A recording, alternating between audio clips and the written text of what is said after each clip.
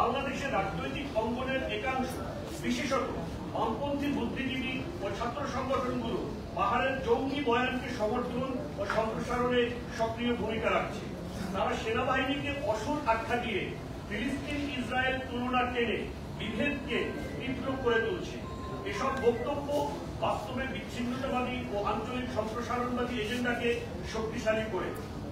প্রথম আলোর প্রতিবেদনে স্পষ্ট, জেএসএস এর প্রতিষ্ঠাকালীন সদস্যরা বামপন্থী ছিলেন। সম্ভবত এ কারণেই বামপন্থীরা বিচ্ছিন্নতাবাদী প্রবণতাকে সমর্থন দিয়ে আসছে। একদিকে দেশপ্রেমের কথা, অন্যদিকে বিচ্ছিন্নতাবাদের পক্ষে বয়ান উৎপাদনের মাধ্যমে বামপন্থীরা চরম দ্বিচারিতার উদাহরণ তৈরি করেছে। পাশাপাশি তারা কার্যত চাঁদাবাজি, হত্যা এবং বিচ্ছিন্নতাবাদকে উৎসাহিত করছে এবং ভারতীয় সম্প্রসারণবাদী প্রকল্পের গুটির ভূমিকা পালন করছে। সার্বিক এই প্রেক্ষাপটে আমাদের আহ্বান: ১. বিচ্ছিন্নতাবাদী জঙ্গি তৎপরতার অবসান ও বিদেশি মদত তদন্ত। ইউপিডিএফ সহ সব জঙ্গি বিচ্ছিন্নতাবাদী সংগঠনকে অবিলম্বে নিষিদ্ধ করে আইনগত জবাবদিহির আওতায় আনা হোক।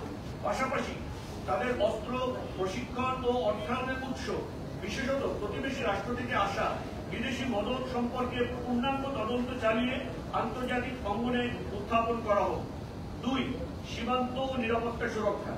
পার্বত্য অঞ্চলে অস্ত্র প্রবাহ বন্ধে সীমান্ত ও গোয়েন্দা নজরদারি জোরদার করা হোক। বিশেষত প্রতিবেশী ভারতের দিক থেকে আসা প্রশিক্ষণ ও অস্ত্র সরবরাহের অভিযোগ যাচাই ও প্রতিরোধের কার্যকর উদ্যোগ নেওয়া হোক। ৩. বিদেশি প্রভাব ও আভ্যন্তরীণ নেটওয়ার্ক উন্মোচন। পার্বত্য অঞ্চলে সহিংসতা ও ভ্রান্ত ন্যারেটিভে জড়িত রাজনৈতিক গোষ্ঠী, বিশেষত বামপন্থী অংশের বিদেশ পুষ্ট সংযোগ ও ভারতীয় সহায়তার অভিযোগে সুষ্ঠু তদন্ত করা হোক। ৪. উপনিবেশিক আদিবাসী মডেল সেটেলার ফ্রেমওয়ার্কের পরিবর্তে সঠিক ঐতিহাসিক তথ্য ও সামাজিক বাস্তবতার ভিত্তিতে নীতি ও প্রচার চালানো হোক। ৫. পাহাড়ি ও বাঙালি জনগোষ্ঠীর নিরাপত্তা, আস্থা ও পারস্পরিক সহাবস্থান নিশ্চিত করতে রাষ্ট্র ও নাগরিক সমাজকে সক্রিয় পদক্ষেপ নিতে হবে। ৬.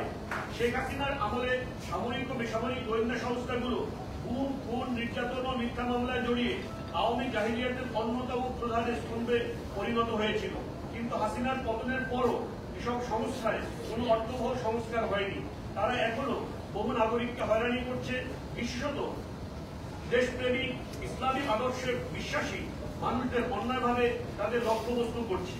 আমরা আহ্বান জানাই, এই সংস্থাগুলো যেন অতীতের অপকর্ম ও অপরাধের ধারাবাহিকতা বন্ধ করে নিজ নাগরিকদের হয়রানি ও ইসলামী আদর্শে আস্থাশীলদের অন্যায়ভাবে টার্গেট করা থেকে বিরত থাকে।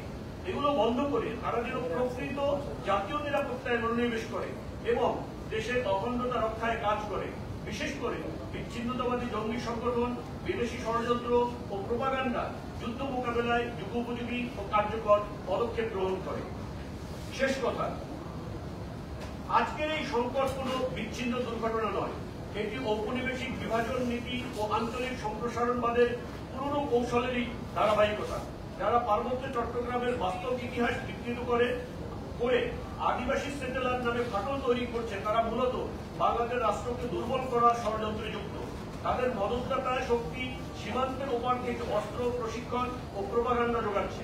আমরা দেশবাসীকে আহ্বান জানাই, মিথ্যা ইতিহাস, বিদেশি ইন্ধন ও বিভাজনের রাজনীতি প্রত্যাখ্যান করুন। পার্বত্য চট্টগ্রাম সহ বাংলাদেশের প্রতিটি ইঞ্চি মাটি আমাদের যৌথ উত্তরাধিকার। এই ঐতিহ্যকে রক্ষা করা আমাদের সবার দায়িত্ব। ইতিহাস সাক্ষ্য দেয়, ইসলামী শাসন ব্যবস্থা শতাব্দীর পর শতাব্দী ধরে বিভিন্ন জনগোষ্ঠীকে এক ছাতার নিচে এনে মর্যাদা, নিরাপত্তা, সহাবস্থান ও ন্যায্য অধিকার নিশ্চিত করেছে। আমরা বিশ্বাস করি, ঔপনিবেশিক ও উত্তর ঔপনিবেশিক জাতিরাষ্ট্র যে জাতিগত সংঘাত ও সংকট সৃষ্টি করেছে, আধুনিক সেকুলার রাষ্ট্র তার যথাযথ সমাধান দিতে মোটেই সক্ষম নয়। এর স্থায়ী সমাধান একমাত্র ইসলামী শাসনই দিতে পারে। ইসলামী শাসন ব্যবস্থার মাধ্যমেই বাঙালি ও পাহাড়ি, মুসলিম ও অমুসলিম জনগোষ্ঠীকে নিয়ে মর্যাদা ও নিরাপত্তাপূর্ণ বাংলাদেশ গড়ে তোলা সম্ভব। পরিশেষে আমরা দৃঢ়কণ্ঠে সতর্ক করছি, বাংলাদেশের অখণ্ডতা বিরোধী ভারতীয় সম্প্রসারণবাদী প্রকল্প ও পার্বত্য চট্টগ্রামের বিচ্ছিন্নতাবাদী জঙ্গি কার্যক্রম এই কওম ও জমিনের অস্তিত্ব নিরাপত্তা ও ধারাবাহিকতার বিরুদ্ধে চরম হুমকি। তাই আমরা দেশবাসীকে আহ্বান জানাচ্ছি, আপনারা সকলে সতর্ক হন এবং এই দীর্ঘমেয়াদী হুমকি মোকাবেলায় যথাযথ পদক্ষেপ গ্রহণের জন্য জাতীয় ঐক্য। ধন্যবাদ সকলকে।